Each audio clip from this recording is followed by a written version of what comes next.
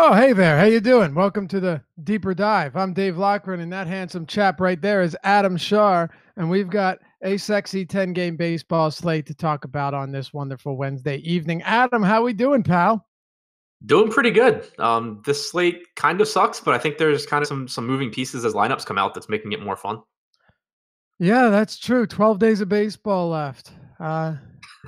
12 days of baseball left, and we're going to keep on putting in the work Did you see the until, big news today, though? what's that? Did you see the big news today? What's the big news today? No, or late swaps back on DraftKings. Oh, yeah? Yeah, Including MPE? yeah. Wow. Because if you remember, As far as I know. well, last time they ran like a survey. I remember getting a survey and it said, would you rather have MPE or would you rather have late swap? And I opted for, if I could only have one of the two, MPE. I would take late swap over it a million out of a million times. See, not me. Not me. I I know I actually don't hate not having to be around my computer for 4 straight hours every night. Um, I'll take it and I'll use it to my advantage, but I'm not against the idea. Like, it does change the way you do things. You can't tell me it doesn't. Like, when you didn't have late swap, you you weren't constrained to, you weren't confined to your computer the whole night. So, Yeah, I mean, I think it makes a bigger difference what kind of games you play too. Like, if you don't have the time to be around your computer, then don't play cash games in NBA. Just don't do it. sure. Tournaments, Yeah. like obviously, you still can create a nice edge for yourself if you utilize it, but it's just not as minus EV, I guess, if you have other stuff to do. Because like the chances of you actually being in contention in a tournament on a night where one of the nights where there actually is late news that you weren't expecting that you know there's a benefit to pivot and stuff like it just becomes such a low or an unusual occurrence that you can kind of get away with it in tournaments. Obviously you're like you'll cost yourself money, you'll cost yourself your bottom line, but you won't necessarily get smashed like you will in cash games. Right. Another dude, honestly, another thing too is um I just I'll just play less on days where I can't be around my computer. Like that, Right. that's just that's the way to do it. That's how I've always done it. If I'm playing hockey on a Wednesday, I'll play a lot less. I'll only play tournaments, and the days where I'm not having to worry about any of that, where the old ladies at work till like 8:30, then we're good to go. And I'd be at my computer anyway, so no harm, Right. no Yeah. foul. But it's nice to see both of them back instead of just one or the other. It definitely adds to the game and adds another element uh, to basketball, which we haven't had for a while. So I'm looking forward to it. And that should be happening very soon. So until then, let's talk some baseball. Toronto and Baltimore. Jacob Yacobonis and Marco Estrada. Now, Marco Estrada, as you know, is really, really bad against righties, has like a near 60% fly ball rate. Um, it gives up a ton of power to righties. But then you have a Baltimore team that is just equally bad in every facet of the game. So it stands to reason that one side of this game, whether it be Estrada or the Orioles, are going to pay off their cheap price points. It's just very difficult to tell which one it will be when both of them are god awful. Yeah, I'm leaning bats in this game. For anyone who watched the show this morning, the process show with Josh and I've kind of done a complete 180 from where I was on that show now that lineups have come out. This is one of the ones that I think had a pretty big impact. The projected lineup for Baltimore was similar to the lineup they had yesterday, where there were 5 left-handed hitters in there, and we know Estrada, as he doesn't struggle quite as much with lefties. And I mentioned that his stuff's looked decent lately. The swinging strike stuff's been there, but this version of the Orioles lineup just actually scares me.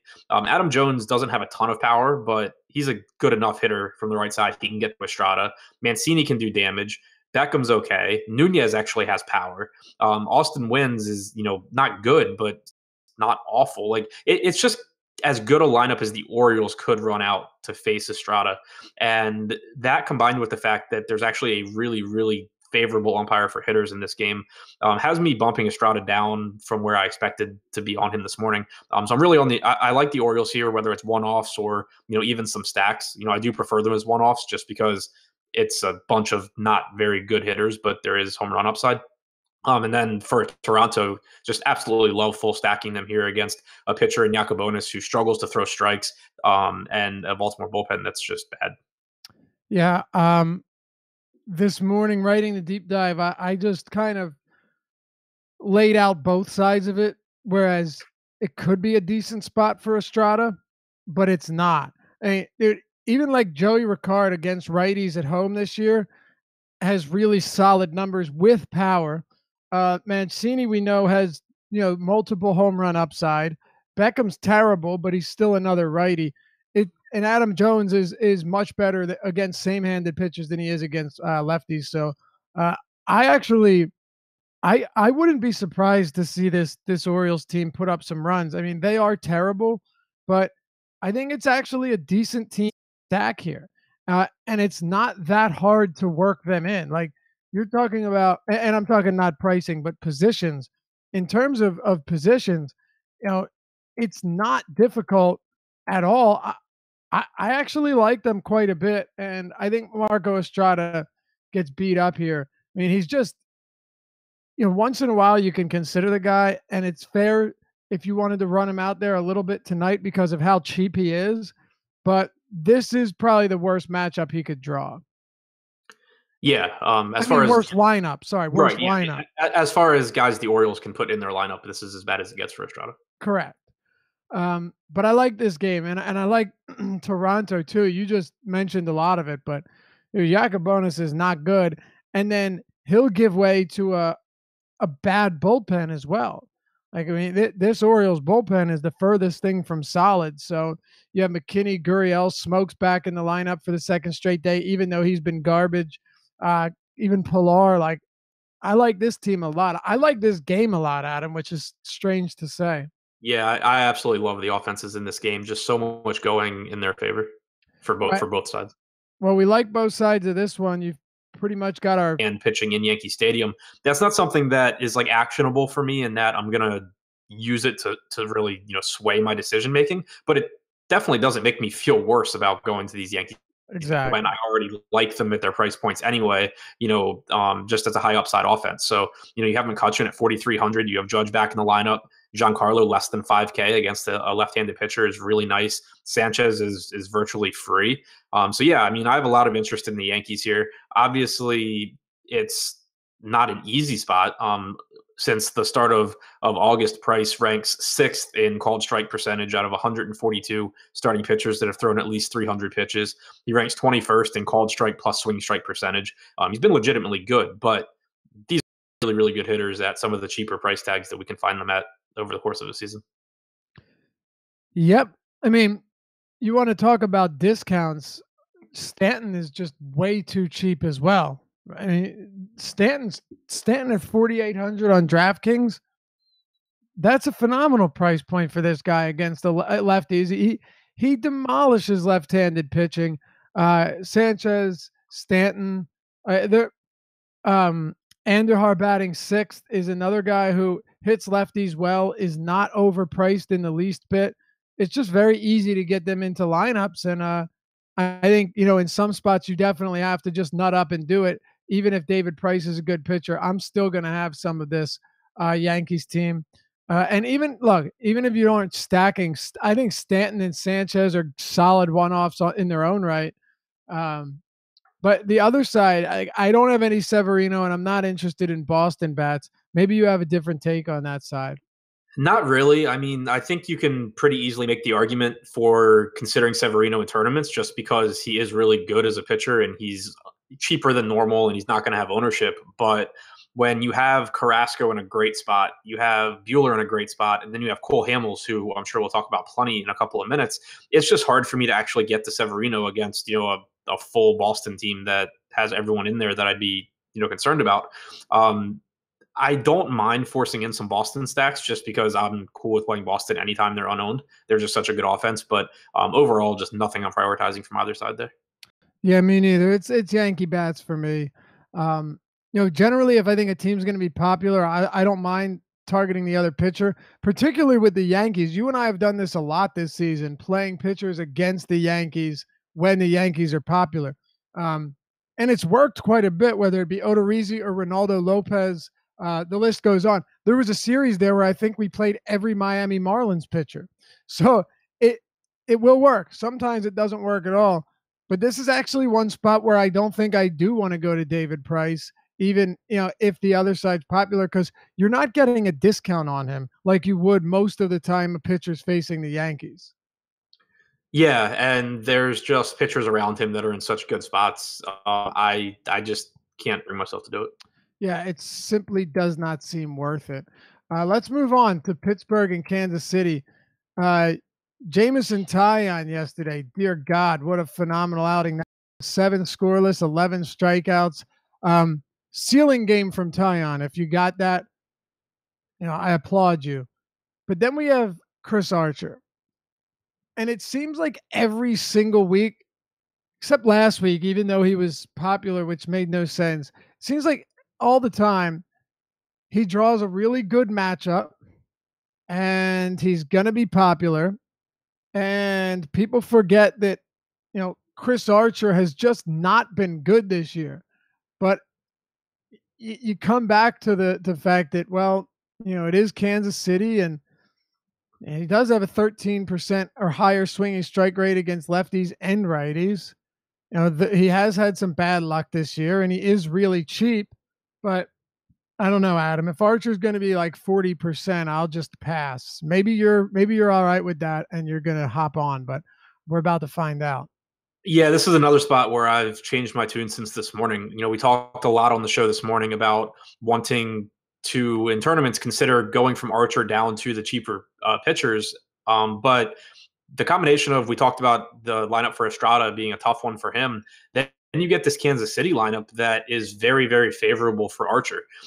There are 4 lefties in it, which isn't ideal, but with Hunter Dozier and Brett Phillips both in this lineup, that's 2 guys, Dozier with almost a 30% strikeout percentage against righties, Brett Phillips up over 40%. It adds just so much strikeout upside to this lineup that's already missing a designated hitter.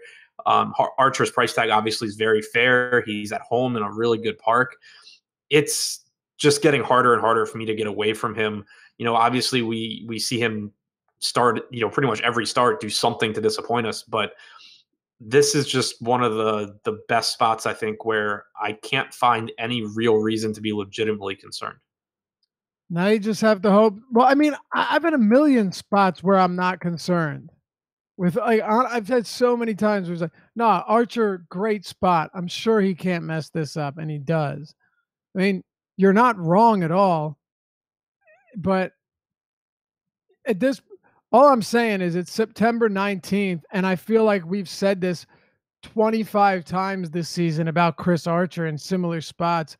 And each and every time, he, without question, lets us down. So all I'm saying, I'm I'm not going to be even remotely surprised if Archer down again today. Yeah, it's just so hard for him to actually let us down at this price is the thing that I keep coming back to. Yeah, I mean, if he posts one of his routine 14 fantasy point games, I guess it won't kill you, but Yeah, I uh mean, you can definitely still make the case for the ownership fade. It's just that this Kansas City lineup, I think, offers as much upside as almost any lineup they ran out there could. I guess the case for me is like I guess the case for me is, unless Archer does what he's done maybe like once or twice this season, Archer has fallen into a category like we talk about many other pitchers where how often is fading him going to hurt you? Yeah. Yeah, I mean, that's true. It's just like I don't know that I buy it quite as much with Archer because there's no question he has the strikeout stuff. He has the swing and miss stuff. He just hasn't put it together in a start this season, but I don't know that that's, predictive of future starts. So he still does feel like someone that can really burn me. Yeah, all right. Maybe 26th start is a charm. We'll, we'll see. It's just tough for me to trust this guy right now. That's all. Heath Philmeyer for Kansas. He's been beat up pretty bad by righties this year. He's done a decent job limiting left-handed power, but I mean, there's nothing about Phil Meyer that stands out as a particularly strong pitcher. I mean, Adam, you're not gonna get strikeouts with him. He's not somebody that is he'll pitch to contact. I think he's got a slider. I think is it the slider? I think it is. Um, and I don't even think it's that good. I'd have to look at it. I can't even remember. Yeah, the slider throws it like 22% of the time. It's been okay, but outside of that, he's got a couple. I guess a change up, a curve, a four seamer, but none of them seem to really. He can't harness any of them for like legitimate upside. What do you make of this Pittsburgh team today? Yes, I mean with Phil Meyer, you nailed it. He's not a guy that I think has much upside. The only real merit to him would be like we talked about on the show this morning. He's pitching in a good park. He's cheap. He has no ownership. If you wanted to, like pair him with Carrasco and still get bats, there's certainly a path for him to get, 14, 15 fantasy points here. But the way that the slate's breaking down for me now, I don't really see myself going there. I do have a little bit of interest in Pittsburgh. They're not quite as cheap as I would like, but they're still, reasonably priced. They have almost a 5 implied run total in PNC, which is nice. Not a good bullpen for Kansas City behind Phil Meyer. Francisco Cervelli, I think, is a nice pivot away from Gary Sanchez. We know Sanchez is going to get a ton of ownership at 3,900 on DraftKings. Cervelli hitting fourth at the same price tag is a pretty reasonable tournament pivot. But outside of that, there's not anyone I really like as a one-off, but I still think that, having some Pittsburgh stacks here could be fine. All right, yeah.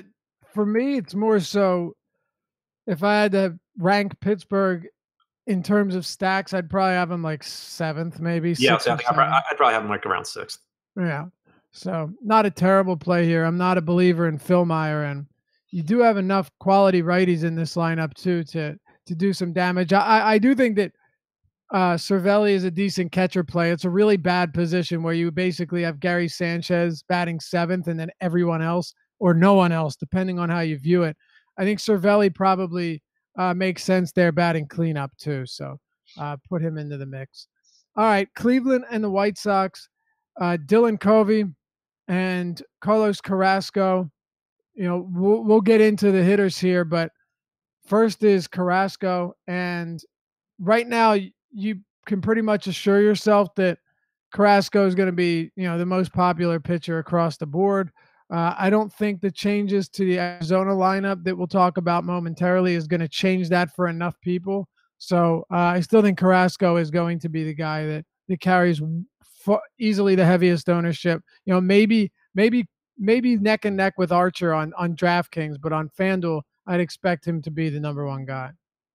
Yeah, I expect so too. And it's obviously a really, really good spot for him. The price tag at 11,100 on DraftKings is nice. The matchup's good. This Chicago lineup has an average strikeout percentage of 25.5% against right-handed pitching this year. Carrasco has been absolutely phenomenal lately. Going back to the start of August, 32.1% strikeout percentage, about a 4% walk rate. He's been great. There's nothing really not to like about him other than how highly owned he's going to be. But if you're not, overly concerned about that, if you're differentiating elsewhere, then I think he's, one of the top pitching options on this slate. He is. I mean, there's no question about it. It's a top tier matchup from top to bottom. Right? He's a huge favorite. White Sox active roster, the highest K rate, second lowest walk rate, outside contact, outside swing rate, both are the highest in the league. Outside contact is the lowest, outside swing rate is the highest. So you do the math. They have the singest overall contact rate in baseball. It's a good spot. And in 2 games against them this year, 20 strikeouts, 5 hits, no runs, and 14 innings. So has a little history with them this season and has predictably put solid numbers. He has the 4th best swinging strike rate in the entire league. And remember earlier in the year, we talked about how his K rate was he's going to see positive regression. He was going to start seeing his strikeout rate rise from like 23% or whatever it was, much higher. Well, over his last 11 starts, he's got a 32% K rate. So you're beginning to see a pretty big difference in Carrasco. He's been excellent. Um, he has been better away from Progressive Field, but he still strikes out like 11 batters per nine at home and has a 350 BABIP. So that's not something I'd worry about. Yeah, I agree with you there. All right. What about on the other side? You have Dylan Covey and then you have Smith catching. So another great base stealing battery for this Cleveland Indians offense. Yeah, I really like the Indians tonight. They're priced up, which is kind of tough with maybe wanting to pay up for a Carrasco or a Bueller, but a really good running spot for guys like Lindor and Ramirez. Covey doesn't give up a ton of power, but he doesn't miss bats either. And with guys like Lindor, Ramirez, Encarnacion, Donaldson, Alonso, like there's just so much power in this lineup and a good park for hitters. I side with Cleveland here, pretty strongly. I think that you can go to as far as one-offs, I like Ramirez and Lindor because of the stolen base upside more than I like anyone else. But for full stacks, I just think that there's obviously a ton of upside here for the team that I believe has the highest implied run total on the slate. Me too. Just way too much upside in both phases too. You have the stolen bases. Dylan Covey's caught 3 runners stealing on 22 career attempts. They don't run, as much as they do on like Carlos Rodon or name another pitcher for the White Sox that allows a lot of stolen bases, but it's still not good. They're going to run on him. Encarnacion's back in the lineup. It's a great stack. You're going to pay for it though, Adam. That's the one thing. You're definitely going to be paying a premium if you want. Not all of them are great, obviously, but a couple of them are lefties in the top 6, and then Aguilar, Domingo Santana, Manny Pena, Arcia, Gonzalez. You like Matt Harvey today. I don't. I actually like the top of this Milwaukee lineup. So, all right, let's do battle, fella. Go ahead. Where's the Harvey love coming from? Yeah, so I'm not sure how much I'll actually end up with, especially with the Arizona lineup coming out, but Harvey's just been good lately. He's throwing his curveball more to lefties. He's throwing his slider a lot. Since the start of August, he's allowed a 285 expected WOBA with an 11.1% swinging strike rate to righties, a 308 expected WOBA with a 12.3%. It's a better spot than people will give it credit for. That does make me a little bit lower on Milwaukee than most will probably be. Obviously, I love Christian Yelich, but he is 5,900, so that's really, really expensive. But outside of that, I don't know how much Milwaukee I'm actually going to go to here against Harvey. I might just lean toward, hoping he pitches well and just not quite well enough that I need him to win a tournament. All right, fair enough. All valid points. Now I'll give my counterpoint. I like the lefties for this team a lot, and it's just kind of simple for me. This park is the second best lefty power park in baseball, behind only Yankee Stadium. To me, that means quite a bit because these guys have, they have proven how valuable they are at home against righties. For example, Travis Shaw, at home, 386 WOBA, 302 ISO. Monster numbers. Moustakas, since coming to the Brewers against righties at home, 348 WOBA, 300 ISO. Christian Yelich against righties at home, 433 WOBA, 344 ISO. Like those are monster power numbers, and I don't see Harvey escaping this one without getting tuned up a bit. We saw him face this same Milwaukee team like several starts back, and they tuned him up, not because he hasn't been good, but because to me, this is a very tough matchup for a guy that, even though he's been better, still struggles with lefties, is still allowing 2 home runs per 9 on the year. And sure, he has made improvements, but I just don't see him withstanding the barrage of left-handed talent at the top of this lineup. So Yeah, I mean, right middle too. That's where I'm at. it's obviously a dangerous spot for him and still a high upside spot for Milwaukee.